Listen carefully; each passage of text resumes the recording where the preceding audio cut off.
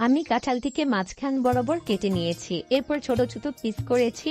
দেখুন, এর মাঝখানে যে মোটা ডানটি থাকে সেটা ফেলে দিব এবং যে কাঁটাযুক্ত অংশগুলো সেটা মোটা করে কেটে ফেলে দিব। এরপরে ছোট ছোট পিস করে নিব। দেখুন, এগুলো কাটা হয়ে গিয়েছে, এখন এগুলো পরিষ্কার করে ধুয়ে নিব। চলুন রান্নায় চলে যাই। কড়াইতে তেল দিয়ে দিয়েছি, তেলটি গরম হয়ে গেলে এরপর দিয়ে দিচ্ছি তেজপাতা। এরপরে যত গরম মশলা আছে সবগুলো দিয়ে দিচ্ছি দারচিনি, এলাচ, 3-4টি লবঙ্গ। সবকিছু দিয়ে যখন সুঘ্রাণ চলে আসবে এরপর দিয়ে দিচ্ছি পেঁয়াজ কুচি গুলো দিয়ে ভালোভাবে ব্রাউন কালার করে নিব।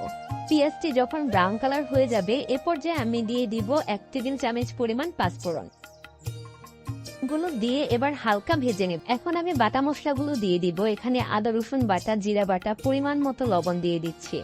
এই রান্নাতে একটু মশলা বেশি লাগে, স্বাভাবিক রান্নায় যে পরিমাণ মশলা দেই তার থেকে একটু পরিমাণে বেশি বাড়িয়ে মশলাটা দিতে হবে। সামান্য একটু পানি দিয়ে দিচ্ছি যাতে মশলাটা পুরা না লেগে যায়। এখন আমি দিয়ে দিচ্ছি হলুদের গুঁড়া, মরিচের গুঁড়া এবং ধনিয়া গুঁড়া।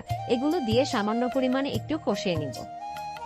দেখুন, মশলাগুলো সামান্য পরিমাণে কষিয়ে নিয়েছি, তেল উপরে উঠে চলে এসেছে। এরপর দিয়ে দিচ্ছি ভাজা জিরার গুঁড়া, আর আমি হাতে একটি মশলা তৈরি করে নিয়েছিলাম সেটি দিয়ে দিচ্ছি, আর দিয়ে দিচ্ছি গরম মশলার গুঁড়া। এগুলো দিয়ে আবার সামান্য পরিমাণ পানি দিয়ে ভালোভাবে কষিয়ে নিব। যত ভালোভাবে কষানো হবে টেস্টটা কিন্তু আরো ভালো হবে। দেখুন, আমার মশলাটি ভালোভাবে কষানো হয়ে গিয়েছে। কষানো যখন হয়ে যাবে তখন কিন্তু এভাবেই তেল উপরে উঠে চলে আসে। এখন দিয়ে দিচ্ছি আমি চিংড়িগুলো দিয়ে আরেকটু সামান্য পরিমাণে নাড়াচাড়া করে কষিয়ে নিব। এখন এই পর্যায়ে আমি দিয়ে দিব সেই ধুয়ে রাখা কাঁচা কাঁঠালগুলো দিয়ে ভালোভাবে মিক্সড করে নেব। মশলার সাথে ভালোভাবে মিক্সড করে নিতে হবে। এরপর আমি সামান্য একটু পানি দিয়ে ঢাকনা দিয়ে ঢেকে দেব।